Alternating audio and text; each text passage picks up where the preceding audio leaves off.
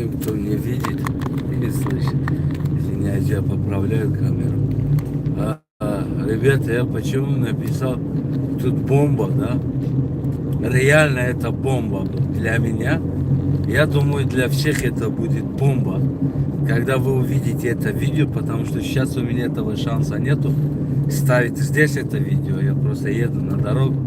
Вот. И все-таки я после, когда видел это видео, просто был для меня это бомба просто. Бомба.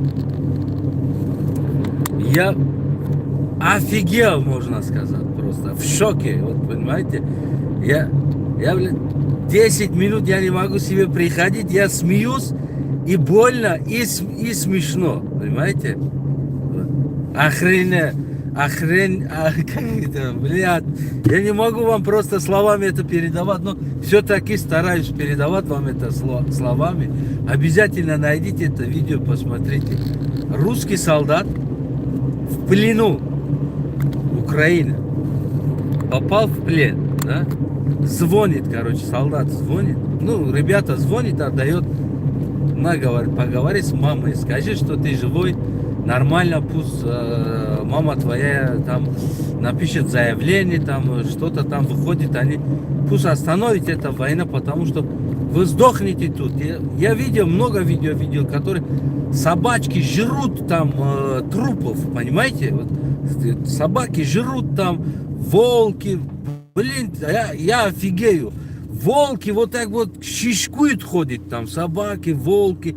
Походу звонит другим там волкам, да, который живет в Казахстане, Таджикистане, Узбекистане. Волки с зубочистками ходят, просто кайфуют. Понимаешь? Вот они не едят даже того сити. Звонит, говорит, у нас, короче, здесь праздничный ужин. Все, короче, русскими мясами, да. Они кайфуют, ходят. Собаки, волки. Вот. Звонит, короче, солдат. Мама говорит, я в плену. Знаете, мат что говорит? Сынок говорит, это правда, говорит, Путин обещал, каждый умерший в солдате в войне в Украине отдает по 3 миллиона. Вот смешно и обидно, да? Солдат звонит свою маму, говорит, мама, я в плену. Вместо того спросить, сынок, как ты, голодный, сидишь, тебе бьют, обижают, не обижают, что там, как там, да? Мама отвечают, говорит, сынок, это правда, что ли, Путин обещал каждому умершему солдату по 3 миллиона дает? Я не знаю, что сказать.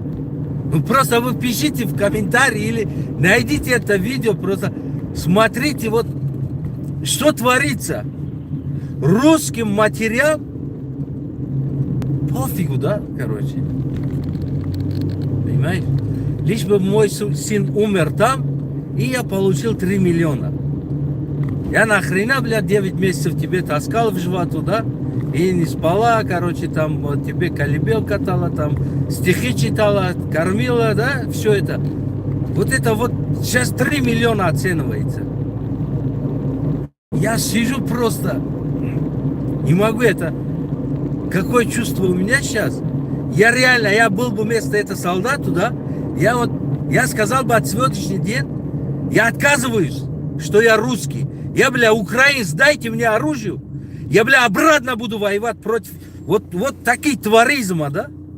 Дайте мне оружие, я обратно буду воевать. Я буду защищать лучше эту землю, которой, блядь, я пришел оружие, попал в плен. И то мне кормят, одевают, обувают, переживают за меня. Они звонят моим родителям. И, блядь, моя мама говорит, что сынок, разве это правда, что Путин обещал каждому умершему солдату в Украине по 3 миллиона платит?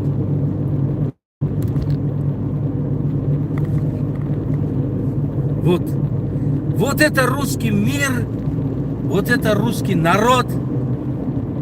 Честно, вот это вот я хотел вам передавать это ну не знаю, вот вы сами просто найдете, когда это видео увидите, вот тогда вы будете просто кайфовать и будете в шоке и кайфуете заодно. Вот так вот русские мамы оценивают своих детей, понимаете? Сынок, это правда, каждый умерший солдату дает по 3 миллиона рублей.